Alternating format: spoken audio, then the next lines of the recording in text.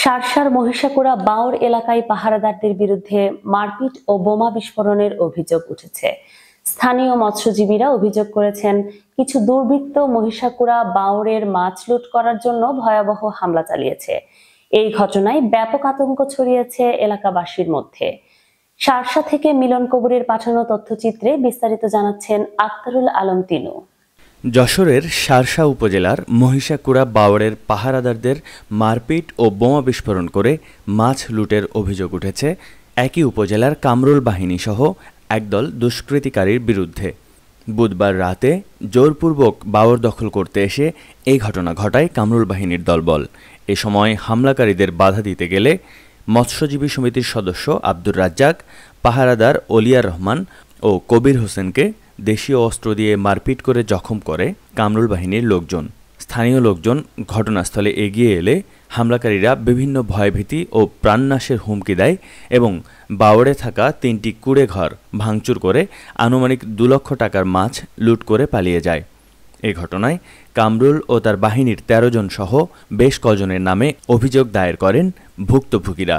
মহিষাকুড়া মৎস্যজীবী সমবায় সমিতির সদস্য ইদ্রিস আলী সহ এলাকাবাসী জানান, বাড়ির সকলে আমরা ঘুমিয়ে গেছি, এমন সময় আচমকভাবে একটা বোম পড়লো। বোম পড়ার পরে আমরা সব থবাকে ঘুমিতে গেছি, চেতনা পেলাম। চেতনা পাওয়ার পরে বেশ একটুখানি পরে আমি তাও আসিনি যে কোন দিক দিয়ে বোমটা ফুটলো। তখন এই দিকে হাঁটতে হাঁটতে আসলাম, এসে আমি অফিসে আইছি। অফিসে লাইট মেট দেখে ওই জায়গাটায় বোমা ফেলে দিয়েছে, আর এই জালের কাঠি মাটি এইসব নানান তাল জিনিস ফেলানি আছে। এই বাংলার ডিউটিতে বাংলার চকি ফায়রা দেয়, এখানে এই 20 ঘর এখানে থাকি।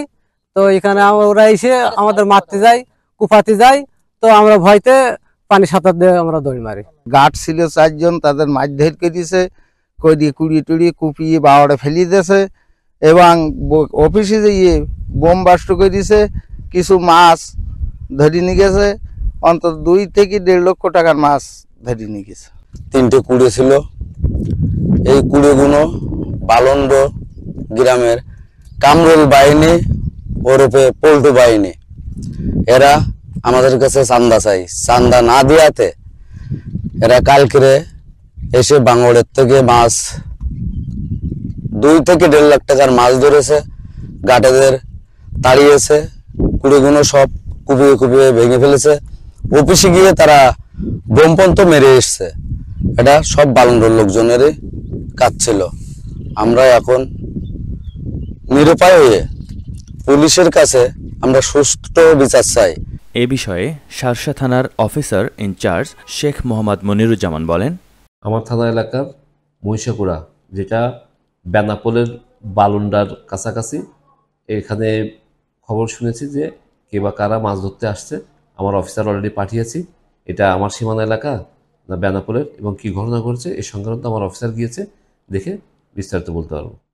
ঘটনার পর থেকে মহিষাকুড়া এলাকার মানুষের মাঝে ভয় ও আতঙ্ক বিরাজ করছে। Desk report, chief TV.